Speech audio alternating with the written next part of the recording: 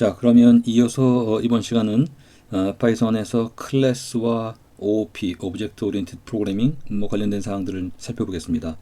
자, 먼저 클래스 말씀을 드리면은요, 클래스라는 것은 일반적으로 프로그래밍 언어에서 클래스는 User Defined Type. 제일 처음에 우리가 말씀드릴 때 데이터 타입이 중요한데, 데이터 타입은 내장된 빌트인 타입과 User Defined 타입이 있는데, User Defined 타입은 클래스를 이용한다는 말씀을 드렸죠. 바로 그것을 얘기합니다. 그리고 이때 사용자 Defined 데이터 타입이라는 것은 일종의 청사진과 같은 역할을 하는 것이었어요. 일종의 블루프린트 청사진 역할을 한다고 볼 수가 있습니다. 그리고 이걸 통해서 구체적인 것들을 만들어낼 수 있는 기반이 된다. 이렇게 얘기할 수 있죠. 만약에 카라는 클래스를 만든다면 어떤 클래스를 만들고 나서 이 클래스를 바탕으로 인스턴스를 만듭니다. 카라는 이 클래스는 예컨대 정지에 있을 때 어떤 색상 또는 엔진의 종류, 마력수, 모델 이런 것들과 함께 그리고 출발, 정지, 좌회전, 우회전 등등으로 진행이 되겠죠.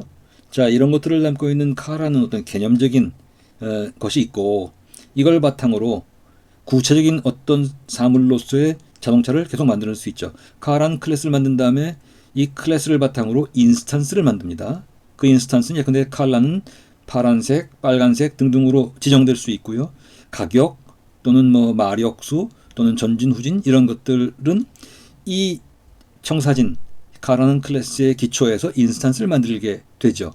자, 이러면 이것은 반드시 자동차뿐만 아니라 어떤 것이든 유형이든 무형이든 이 세상 모든 것들을 클래스를 지정을 하고 예컨대 사람이라는 클래스에서 파생된 남자 클래스, 여자 클래스 또는 어떤 나이대별로 특성에 따라서 계속 이렇게 이 계층을 만들어낼 수 있게 됩니다. 이제 그것들을 인헤리턴스라고 하기도 하고요.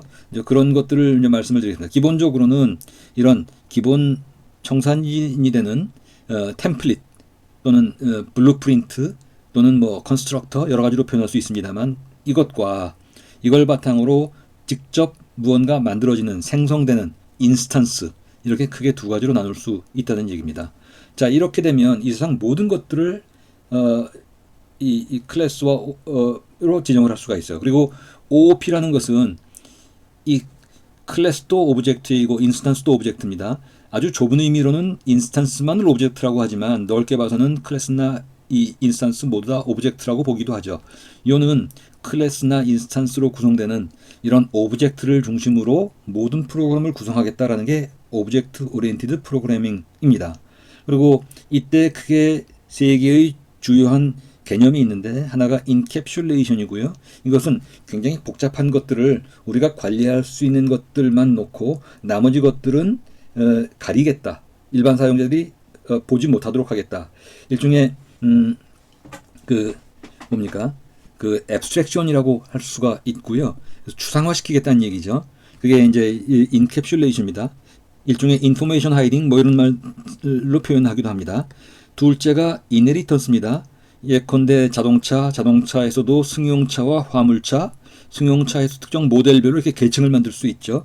이때 가장 기본적인 것들을 지정하고 그 다음에 특이한 것들만 추가시키는 방식으로 진행할 수 있죠. 이런 것들은 이제 기본형과 파생형 이렇게 얘기하기도 하는데 이런 것들을 이네리턴스라고 하기도 하고요.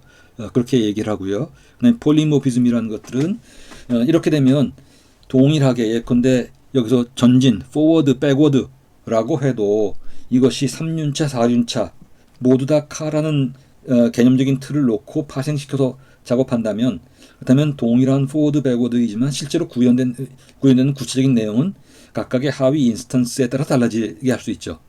이런 요소로 구성되는 것이 이제 OOP입니다.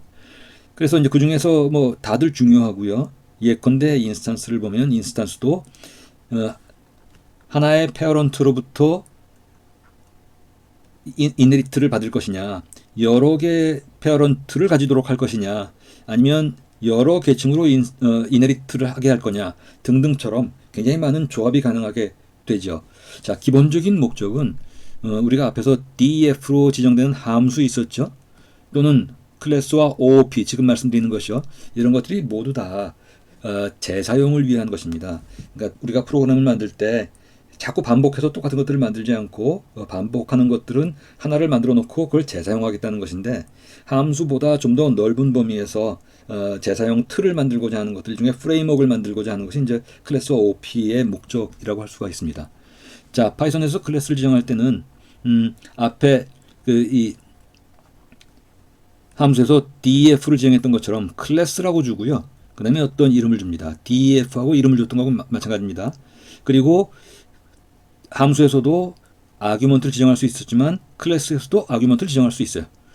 어쨌든 여기서는 지금 클래스의 person인데 initialize는 name과 age를 받아서 지정을 하도록 하고, 그리고 여기에는 메소드라고 해서 우리 봤던 def의 함수죠. 함수인데 클래스 안에 있는 것들을 메소드라고 부릅니다.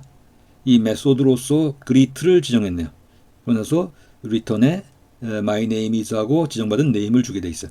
이렇게 클래스를 만들고 나서 예컨대 p1이라는 베리어블의 변수에 person의 존의 36, 이름이 존이고 나이가 36인 p1, 이름이 김영희고 나이가 28인 p2라는 인스턴스를 만들고요. 그 다음에 p1에 그리트 하면은 my name is 존이 되겠죠. p2에 그리트 하면 my name is 김영희가 될 겁니다. 그리고 이렇게 만든 것들을 만약에 어떤 파일로 저장을 했다면, 예컨대 지금 이것입니다.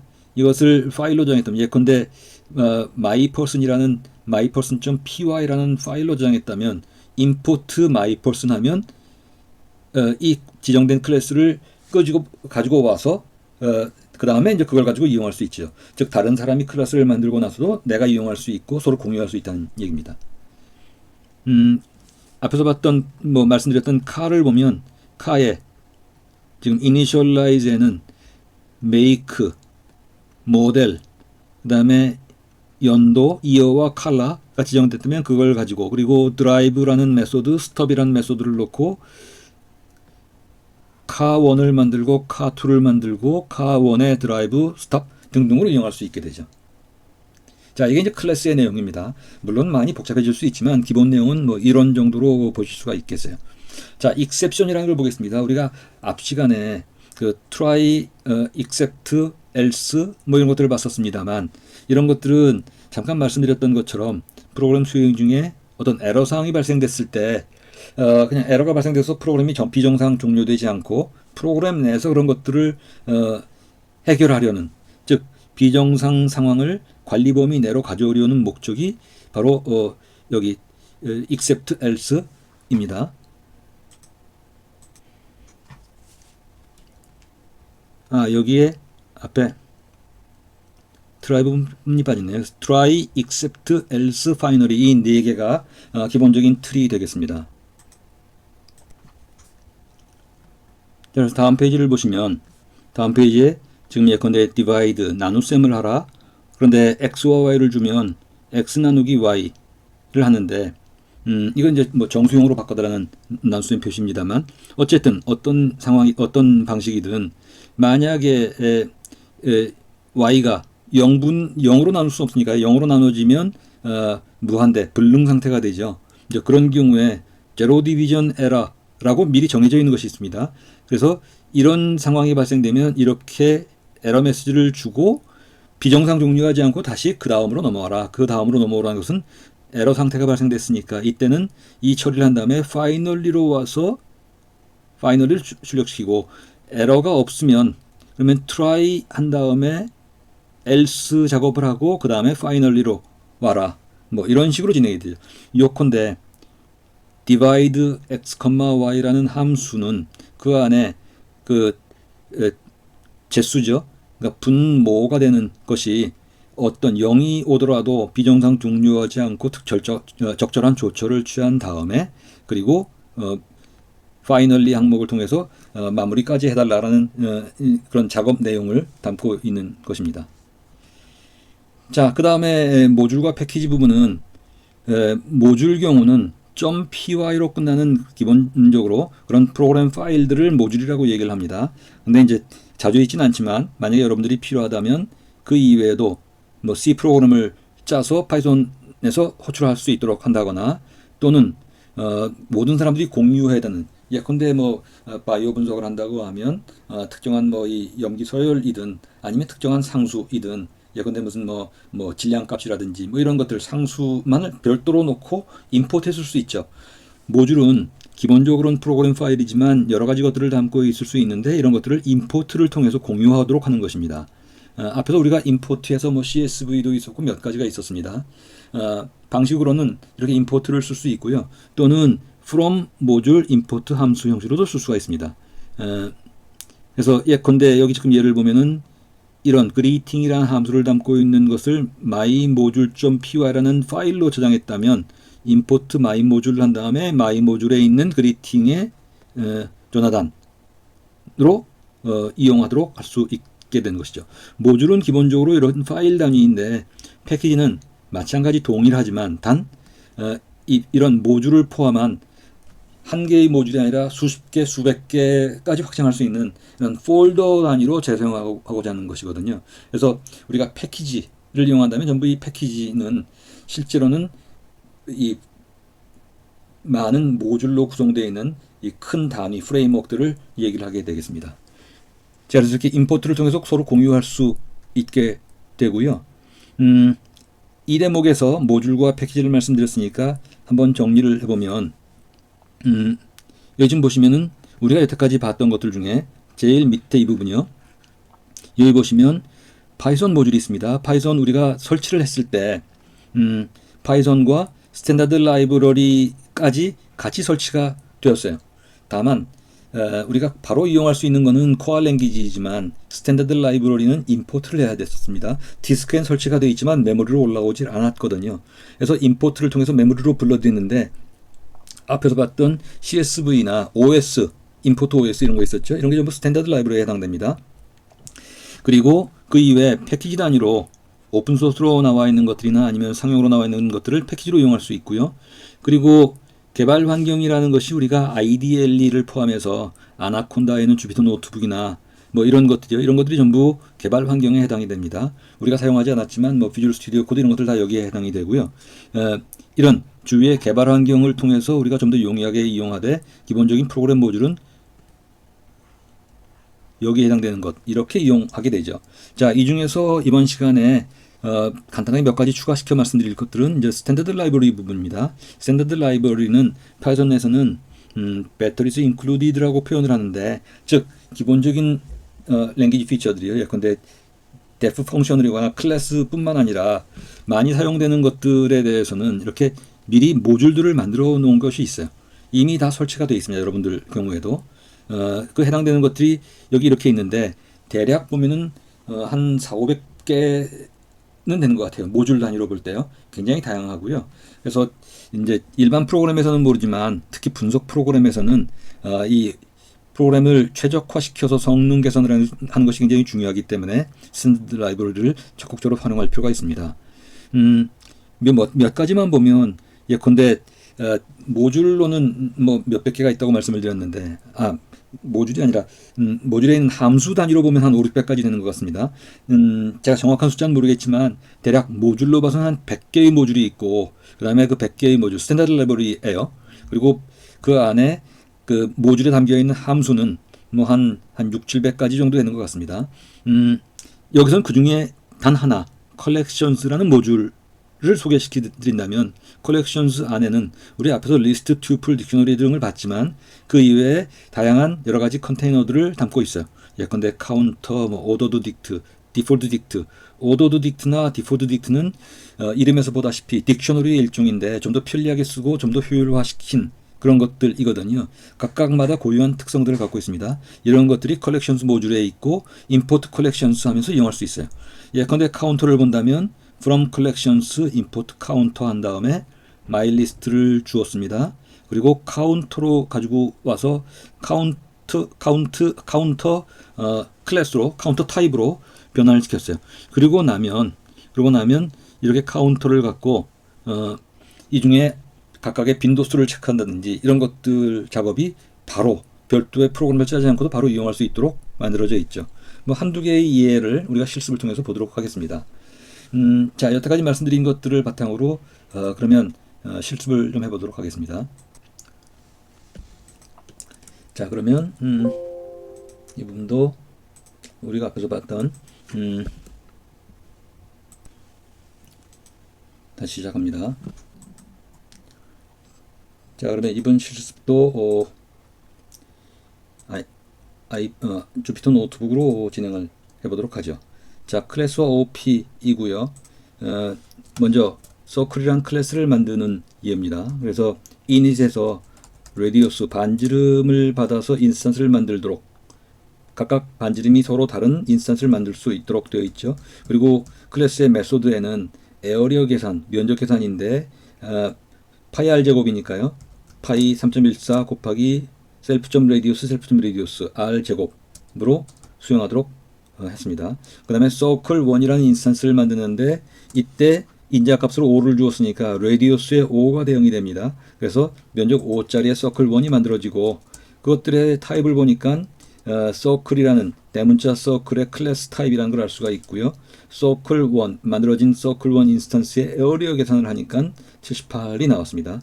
사실은 이것은 대문자 circle의 클래스를 이용해서 인스턴스에 해당되는 것을 출력하라는 것과 마찬가지인데 사실은 이 부분은 그냥 여러분들 신경 안 써도 괜찮아요.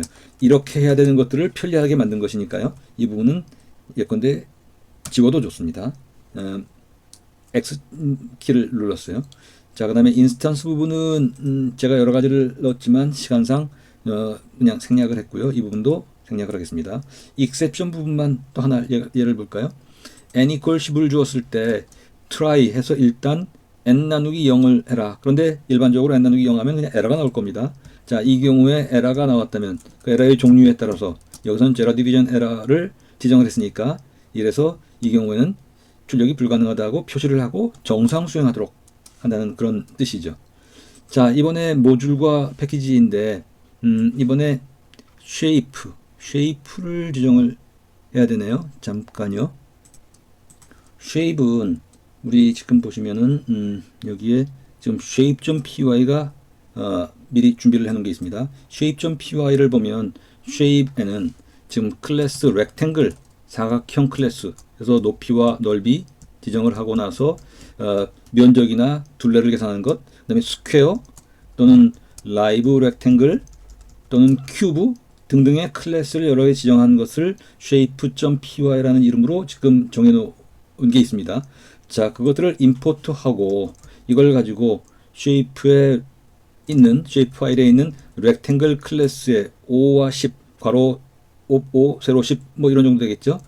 그리고 라이브 렉탱글의 372 그 다음에 큐브의 3 등등으로 인스턴스를 만든 다음에 이들의 에어리어나 볼륨을 계산하라 입니다. 자, 이렇게 해서 임포트를 이용할 수 있고요. 스탠더드 라이브러리에서는 예컨대 네임드 튜플이면 튜플인데 튜플은 변경 불가능한 것이지만 리스트와 비슷하게 이용할 수 있다고 했었습니다. 그래서 예컨대 지금 여기는 비전 예컨대 시력 체크를 하는 예인데요. 그래서 9.5와 8.8 뭐 이거는